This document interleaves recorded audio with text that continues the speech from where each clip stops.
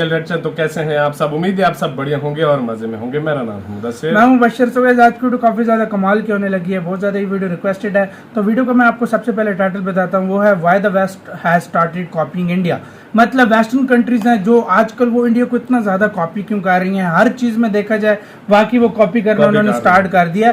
पहले एक ऐसा टाइम था जब इंडिया कॉपी मतलब इनका मतलब कल्चर कर रहा था, लेकिन आज उल्टा हो रहा है और वो इंडिया के कल्चर और चीजों को कॉपी एक और बात बताऊं, पहले भी ऐसी चीजें हैं जो इंडिया से कॉपी कर कॉपी अपना नाम उन्होंने रखा है। तो बिना किसी देरी के देखते हैं क्यों इस तरह वेस्ट होता जा रहा है। तो जल्दी से देखते हैं, ओरिजिनल वीडियो का लिंक मिल जाएगा डिस्क्रिप्शन में। तो स्टार्ट।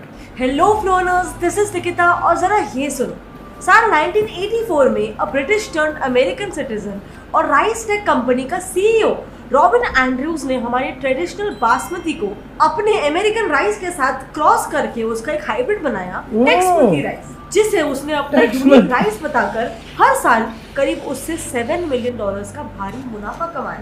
इनफैक्ट एक US based company Squatty Potty recently American Shark Tank में अपना स्क्वाटिंग टॉयलेट्स का आइडिया बेचकर आज करीब $175 मिलियन की कंपनी बन चुकी है। But wait a minute, India में तो ये टेक्निक इंडस वैली सिविलाइजेशन के जमाने से ही है। हम ऐसे ही पॉटी करते आ रहे हैं। एंड माइंड यू, इस चीज के बारे में अमेरिकन्स ऑलरेडी जानते हैं। तो फिर आखिर क्यों ये अमेरिकन शार्क्स ऐसे इंडिया से जुड़े आइडिया समझकर उसमें इतने पैसे इन्वेस्ट कर रहे हैं। इसी में ऐड कर दो जर्मनी में ये यूनिक न्यू लीफ से बने ऑर्गेनिक प्लेट्स। हमारे यहाँ के पित्तल के प्लेट भी वही चीज है। सो फिर आखिर ऐसे कैसे ये रेडियो पे भी लीफ से बने हुए हमारे इंडियन आइडियाज को चोरी कर कर खुद पेटेंट कर कर अपना प्रोडक्ट बनाकर उसे सेल करती है, इतना पैसे कमाती है, और हम इंडियंस उसके बारे में कुछ नहीं कर पाते। एंड इनफैक्ट एक सेकेंड, क्या हम इसके बारे में कुछ कर भी सकते हैं? Well, let's find out. So well, basically west ने आज तक हमसे बहुत सारा हमारा information, ideas and products copy करके रखा और उससे अपना इन्वेंशन बनाकर बेचा है। जैसे कि सबूत नंबर 1, टेक्समती राइस। 2 सितंबर 1997 में US based hybrid rice seed company rice tech ने अपने बासमती राइस के कॉपीड वेरिएंट्स टेक्समती और कासमती के लिए US patent and trademark office से पेटेंट हासिल कर ली। अब क्योंकि ये इंडियन बासमती राइस का एक कॉपीड वेरिएंट था, इसीलिए इंडिया ने इस बात को पता लगते ही इसे अपोज कर दिया एंड जिसके बाद यूएस को अपना ये पेटेंट वापस लेना पड़ा। सबूत नंबर 2, लीफ टेबलवेयर। आपने इन प्लेट्स को तो जरूर देखा होगा। लीफ से बने हुए प्लेट्स असल में organically German company leaf Republic बना।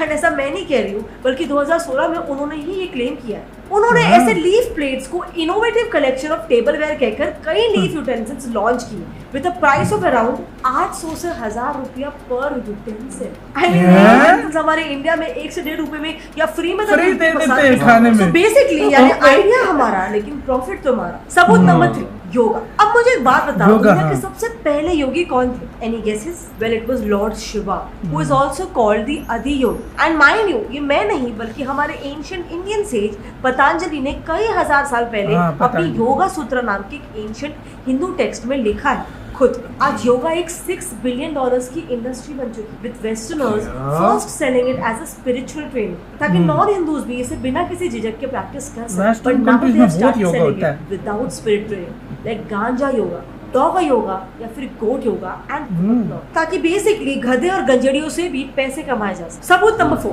हल्दी। सो हमारे इंडिया में जख्म पर लगे खून से लेकर बर्तन पर बस ऐसे ही पड़े हुए फूड तक सब में हल्दी पड़ती है, obviously because of its healing property. But शायद ये हमारे इंडियंस को पहले नहीं पता था, because do you know, university of Mississippi के मेडिकल सेंटर के इंडियन अमेरिकन रिसर्चर्स सुमन के दास और हरिहर पी कॉली ने हमारे हल्दी में मौजूद कुछ हीलिंग प्रॉपर्टीज होने की यूनिक डिस्कवरी की। एंड व्हाट्स मोर कि उन्हें अपने इस यूनिक डिस्कवरी के लिए 1995 में US patent and trademark office द्वारा पेटेंट तक मिल चुका है। अब वो अलग बात है कि इंडिया ने किस पर आपत्ति जताई है इंडिया को पेटेंट को करवा दिया। बट इससे सच्चाई तो मालूम पड़ती है कि वेस्टर्न कंट्रीज हमारे ही देश से हमारी आइडियाज को कॉपी कर लेते हैं और हम ज्यादा कुछ कर नहीं पाते। But now the question is कि इससे इंडिया को क्या फर्क पड़ता है, और फर्क पड़ता है तो ये गलत क्यों? इससे इंडिया को क्या फर्क पड़ता है, उसका पॉइंट नंबर 1 है loss of market and revenue for India. हमारे प्रोडक्ट्स को अपना बताकर सबसे पहले तो वो हमारे इंडियन मार्केट को कैप्चर कर रहे हैं एंड और फिर कहते हैं इंडिया ये है, वो है, हाँ? पूरा है। फॉर एग्जाम्पल अगर टैक्स पति की बात करें तो इस पर एनुअली $7 मिलियन का प्रॉफिट कंपनी को मिल रहा है आज की हाँ। तारीख। वहीं पे yoga on the other hand आज एक $6 बिलियन की इंडस्ट्री है और लीफ प्लेट्स को तो ₹1000 पर प्लेट पे सेल किया जा रहा है। 1000 की प्लेट। सो क्या हमारा भारत देश इतना रेवेन्यू गंवा नहीं रहा है? अब यहाँ पर मेन क्वेश्चन ये है कि ये जो फॉरेन कंपनीज है अगर ये हमारे ही इंडियन प्रोडक्ट्स को अपने मार्केट में हाई प्राइसेस में बेच रहे हैं तो क्या हम इंडियंस को इसे अपना फेट समझकर बस एक्सेप्ट कर लेना चाहिए या फिर हमें अपने स्वदेशी प्रोडक्ट्स को और ज्यादा प्रमोट करना चाहिए? और promote इनफैक्ट हमारे करना चाहिए। पीएम नरेंद्र मोदी जी ने ही recently make in India campaign launch किया था जिसमें वो बेसिकली हमारे लोकल प्रोडक्ट्स को ग्लोबल लेवल पे लेके जाना चाहते थे। Now coming back to the topic, नुकसान number 2, traditional knowledge theft. Traditional knowledge यानी कि different culturally and spiritually useful skills,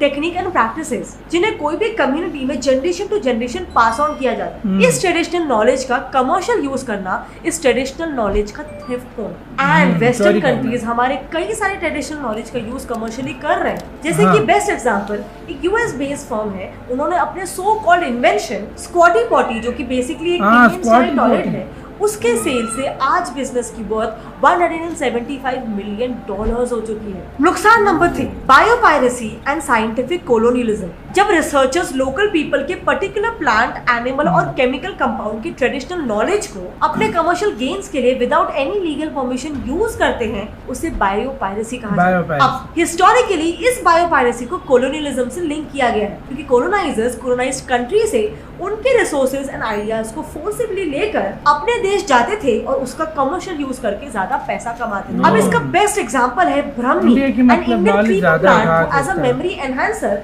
और aloe vera as a useful mouth ulcer treatment को एक यूरोपियन कंपनी ने अपने नाम पे पेटेंट करवा लिया है। सो चलो अब हमने ये जान लिया कि हमारे कौन से इन्वेंशंस को इन्होंने चोरी किया है और उससे हमें एज अ कंट्री क्या नुकसान हो सकता है। लेकिन नाउ द क्वेश्चन स्टैंड्स कि इन वेस्टर्न कंट्रीज जो इतने एडवांस्ड है, इतने मॉडर्न है, हमसे इतने आगे हैं, वो ऐसा कर क्यों रहे हैं? वो एक डेवलपिंग देश जैसे कि इंडिया के आइडियाज क्यों चुरा रहे हैं? तो वेल इसके पीछे 4 रीजंस। नंबर 1 तो वेस्टर्न एंजाइटी, जिसमें to be specific we are going to talk about emergence of western technology 1500 to 1750।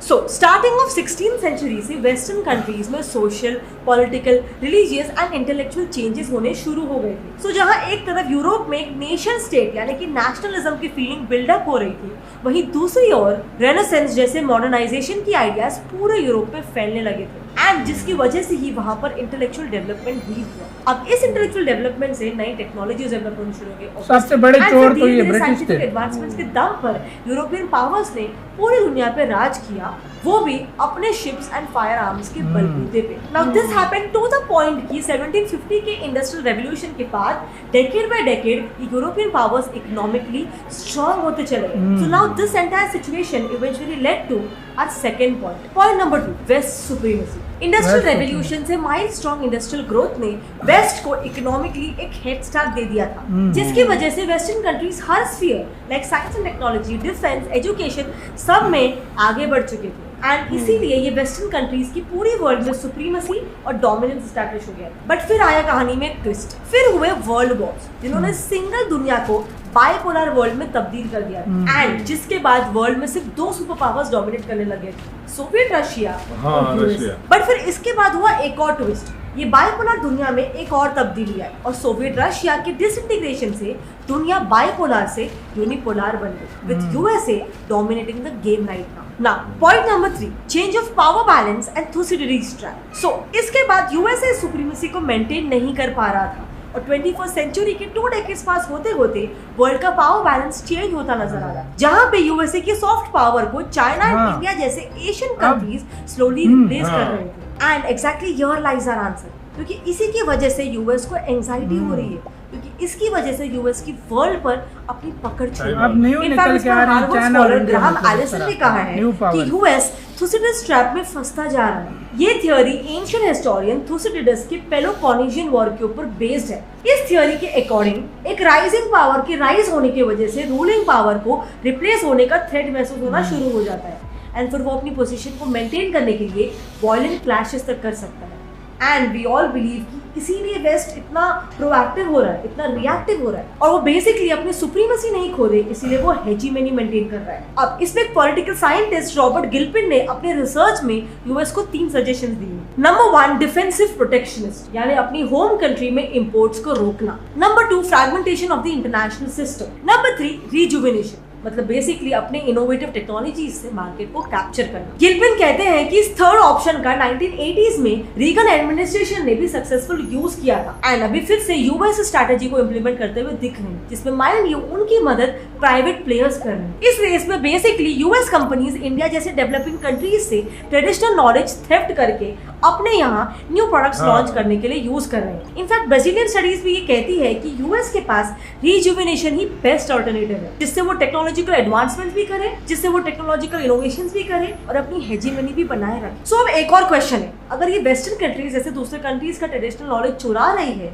तो क्या इस पे वर्ल्ड ट्रेड ऑर्गेनाइजेशन जैसे इंटरनेशनल ऑर्गेनाइजेशन कुछ नहीं कर सकते? वेल, कर तो सकते हैं with the help of world trade organization TRIPS agreement. 1986 से 94 यूरुग्वे राउंड के दौरान नेगोशिएट हुआ WTO's agreement on trade related aspects of intellectual property rights. इस एग्रीमेंट के अंतर्गत मल्टीलैटरल ट्रेडिंग सिस्टम में first time intellectual property rules, जिसमें artistic expression, science, symbols, name use in commerce, designs and inventions को protect किया गया। And इसकी protection के लिए कंट्रीज अपने आइडियाज कॉपी करने वाले कंट्रीज के अगेंस्ट WTO में आर्बिट्रेशन केस फाइल कर सकते हैं। बट अगेन इसमें भी एक चीज मिसिंग है, इस इंटेलेक्चुअल प्रॉपर्टी प्रोटेक्शन में ट्रेडिशनल नॉलेज को प्रोटेक्शन ही नहीं दिया गया है एंड इसीलिए इंडिया WTO में अपने ट्रेडिशनल थेफ्ट को रोकने के लिए आवाज नहीं उठा। लेकिन 2018 में ही इंडिया ने ट्रेडिशनल नॉलेज के थेफ्ट पर नेगोशिएशंस को रिवाइव करने के लिए WTO में बात की है। ये इशू इंडिया ने इसीलिए उठाया था क्योंकि ट्रिप्स एग्रीमेंट में ट्रेडिशनल नॉलेज और एसोसिएटेड जेनेटिक रिसोर्सेज, इन सभी चीजों को कोई भी प्रोटेक्शन नहीं दिया एंड इसी की वजह से हमने देखा है कि कैसे वेस्टर्न कंट्रीज इस नॉलेज का यूज करके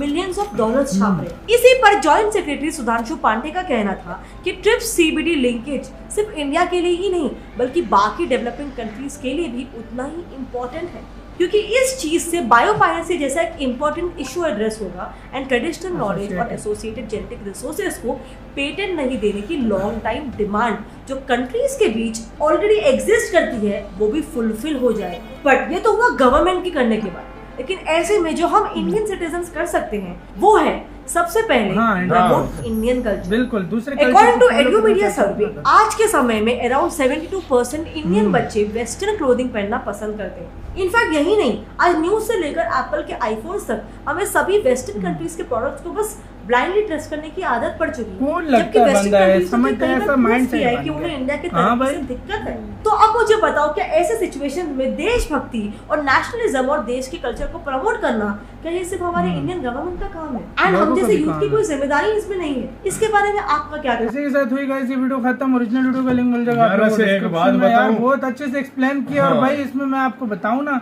देखा जाए तो हर चीज को पेटेंट हो करवा के, लेकिन इंडिया ने कुछ पेटेंट उनसे छुड़वाए भी हैं कि मतलब हमारी नाम क्या रखा टेकमती और उससे मिलियन ऑफ डॉलर कमा रहे थे। मतलब आप खुद अंदाजा लगाओ,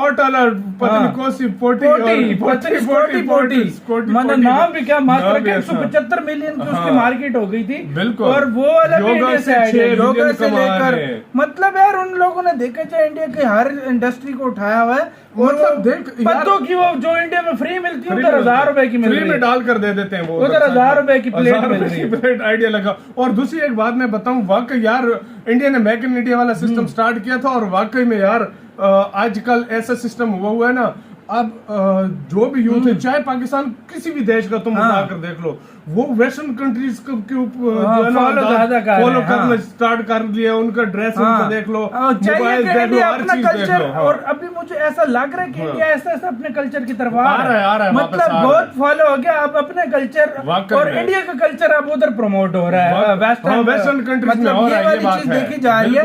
गाइस आप लोग इसके बारे में, सारी सिचुएशन के बारे में क्या कहते हो? फिर आप लोग हमें कमेंट सेक्शन में दो। इधर वीडियो खत्म करते हैं। अपना बहुत ज्यादा ख्याल रखना। तो यार बाय।